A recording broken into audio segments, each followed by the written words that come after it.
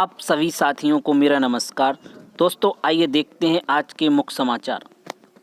लगातार वर्षा से चलते बेसिक विद्यालयों में 16 को अवकाश घोषित, 3 दिन बंद रहेंगे स्कूल। झांसी जनपद में 2 दिन से लगातार हो रही वर्षा तथा मौसम विभाग के अलर्ट के चलते बेसिक विद्यालयों में 16 सितंबर यानी शुक्रवार का अवकाश घोषित किया गया। इधर 17 सितंबर को चेहल्लुम विश्वकर्मा जयंती का अवकाश रहेगा तो 18 सितंबर को रविवार की छुट्टी रहेगी। जनपद में 2 दिन से हो रही वर्षा से बेसिक विद्यालयों की पढ़ाई प्रभावित हो रही है। कई स्कूल भवन में पानी भरने और छतों से पानी टपकने से बच्चों को परेशानी हुई। आज कई विद्यालयों में पानी भरा रहा, इससे पढ़ाई नहीं हो पाई। कई स्कूल भवन पानी से भर गए।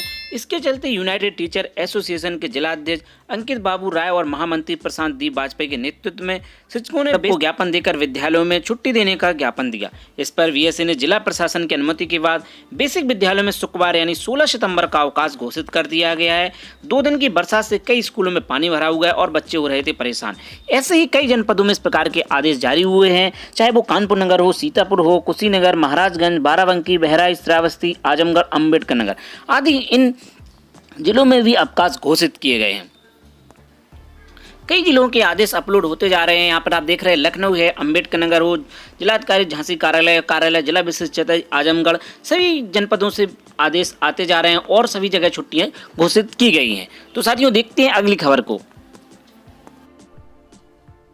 स्कूलों के नियमित निरीक्षण करने के निर्देश। हर महीने 2 लाख फीसदी स्कूलों के निरीक्षण का लक्ष्य पूरा होते नहीं दिख रहा है।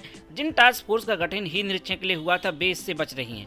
महासचिव श्री विजय किरण आनंद जी ने गुरुवार को जुलाई अगस्त का ब्यौरा जारी कर निरीक्षण को नियमित करने के निर्देश दिए हैं, यानी स्कूलों में निरीक्षण पूर्ण तरीके से नहीं हो रहे। इस क्रम में फिर से आदेश जारी हुआ है कि स्कूलों के निरीक्षण सही से किए जाएं और जो 2 लाख फीसदी स्कूलों का निरीक्षण का टारगेट है उसको पूरा किया जाए। तो साथियों इसी क्रम में बढ़ते हैं अगली खबर की ओर। डीजी ने छात्रों से पूछे सवाल और जवाब भी दिए।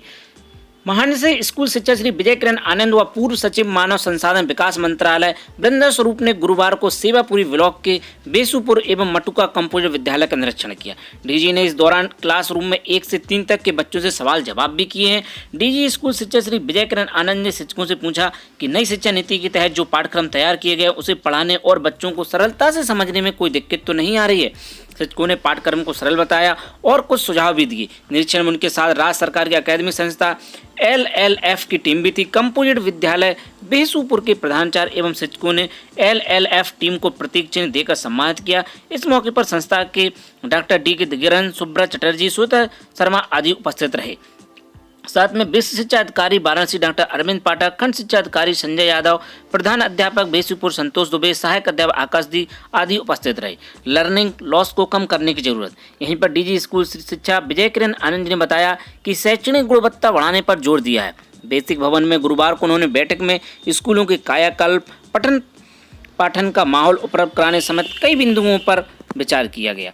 पूर्व बेसिक शिक्षा सचिव एवं LLF के बोर्ड मेंबर विंदा स्वरूप ने कोविड के कारण हुए लर्निंग लॉस को कम करने की जरूरत है। इस दौरान कमिश्नर दीपक अग्रवाल, CDO अभिषेक गोयल, सहायक शिक्षा निदेशक अविद किशोर आदि उपस्थित यहाँ पर रहे। तो यहाँ पर महाराष्ट्र स्कूल शिक्षा की ओर से वाराणसी के विद्यालयों का निरीक्षण किया गया है। तो साथियों देखते हैं अगली खबर की ओर। संशोधित परिणाम पर जताई आपत्ति। जूनियर एडेड स्कूलों में शिक्षक भर्ती के संशोधित परिणाम से असंतुष्ट अभ्यर्थियों ने गुरुवार को शिक्षा निदेशालय में अपर शिक्षा निदेशक कार्यालय पहुंचकर आपत्ति जताई है। यानी कि जो अभी जूनियर हाई स्कूल में जो एडेड भर्ती हुई थी शिक्षकों की, वहां पर जो रिजल्ट जारी हुआ है, पहले वह पास थे और संशोधित रिजल्ट में फेल हो गए, जबकि OAR में कोई गड़बड़ी नहीं है, फिर भी वो फेल हो गए हैं। इस संबंध में इन छात्रों के द्वारा वहाँ पर प्रदर्शन किया गया और अपनी मांगों को वहाँ पर बताया गया कि वो पहले पास थे और अब उनको फेल कर दिया गया है। तो साथियों देखते हैं अगली खबर को। ऑनलाइन सिखाई जाएगी गणित। सरकारी जूनियर स्कूलों में कक्षा 6 से 8 तक की गणित मजबूत करने के लिए बच्चे रोज ऑनलाइन अभ्यास करेंगे। उनकी रियल टाइम मॉनिटरिंग होगी। बच्चे उसी समय समझ जाएंगे कि उन्होंने कौन सा सवाल गलत किया है और उसे सही करना भी सिखाया जाएगा। खान अकादमी के सहयोग से बेसिक शिक्षा विभाग प्रदेश के जूनियर स्कूलों में एक कार्यक्रम चलाने जा रहा है। महानिदेशक बेसिक शिक्षा श्री विजय किरण आनंद जी ने गुरुवार को इस संबंध में आदेश जारी कर दिए हैं। यानी अब 6 से 8 तक के बच्चे गणित को मजबूत करने के लिए डेली ऑनलाइन अभ्यास करेंगे। तो साथियों इसी क्रम में देखते हैं अगली खबर को। निराश होकर लौटे अध्यापक, नहीं हुआ स्कूलों का आवंटन। गैर जनपद से तबादले पर आए शिक्षकों को बृहस्पतिवार को स्कूल का आवंटन नहीं हो सका है। लखनऊ में बैठे अफसरों ने जो सूची मुहैया कराई थी उसमें नगर क्षेत्र के स्कूलों के नाम शामिल थे। इसके अलावा ऐसे भी स्कूल थे जहां पहले से पर्याप्त शिक्षक तैनात हैं। अब शुक्रवार को स्कूलों का आवंटन होगा। बेसिक शिक्षा विभाग में गैर जनपद से तबादले पर आए 68 शिक्षक एक माह से बीएससी कार्यालय से संबंध में लखनऊ में बैठे अफसरों की लापरवाही से इन शिक्षकों स्कूलों में तैनाती नहीं हो सकी है। उन्हें जो है अभी 15 तारीख को बुलाया गया था, लेकिन स्कूलों का आवंटन नहीं हो सका। बीएससी भूपेंद्र सिंह ने बताया कि शुक्रवार को सभी शिक्षकों को स्कूलों का आवंटन किया जाएगा। शिक्षक ऑनलाइन पसंदीदा स्कूल चयन कर सके।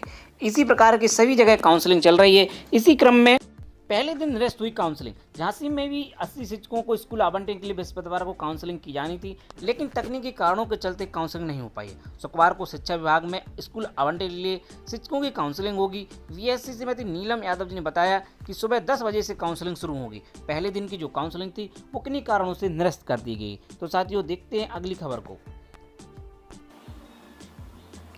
अटल आवासीय विद्यालय में पढ़ाई अगले सत्र। श्रम एवं सेवा नियोजन मंत्री अनिल राजभर ने कहा है कि प्रदेश के सभी मंडल मुख्यालयों में अटल आवासीय विद्यालय निर्माण कराया जा रहा है। निर्माण कार्य इस वर्ष दिसंबर तक पूरा हो जाएगा। इसे नवोदय विद्यालय की तर्ज पर चलाया जाएगा। इसमें 1000 बच्चों के रहने और शिक्षा की व्यवस्था होगी। अगले सत्र से यहाँ पढ़ाई शुरू की जाएगी। अटल आवासीय विद्यालय योजना श्रमिकों के जीवन में नया परिवर्तन लाएगी। वह सर्किट हाउस में गुरुवार को पत्रकारों से बातचीत कर रहे थे।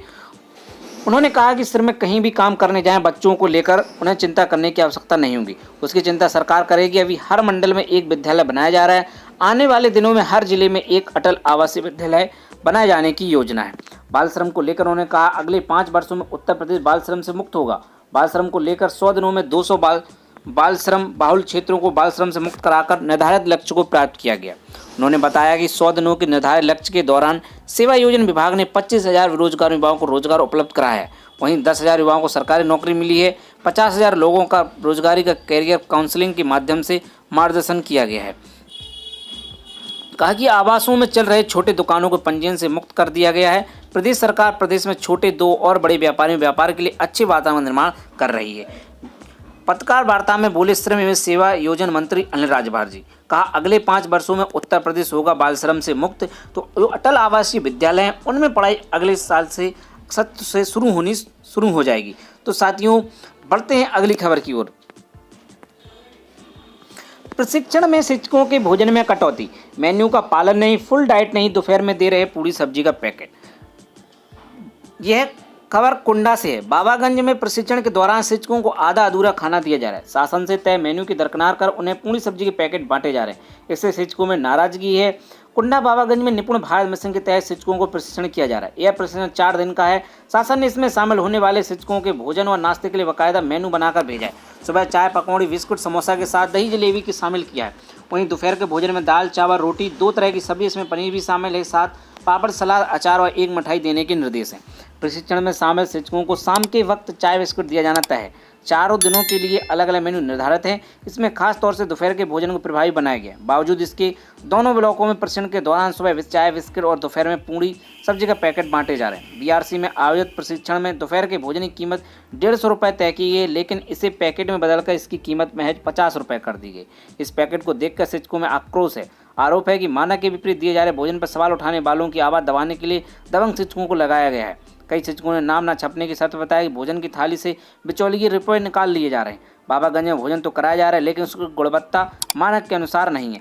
यह सभी जनपदों में ऐसा ही होता है। प्रशिक्षण में भोजन जो है बहुत ही ख़राब तरीके से परोसा जाता है और उसकी गुणवत्ता अच्छी नहीं होती है, लेकिन इस पर किसी प्रकार की कोई कार्रवाई अभी तक नहीं हुई है और ना ही इस प्रकार की कार्रवाई होती है। ये प्रशिक्षण में जो भी भोजन दिया जाता है वो भी अच्छी क्वालिटी का नहीं होता है और उसमें भी सिर्फ खाना पूर्ति की जाती है। तो साथियों, आज के समाचारों में बस इतना ही।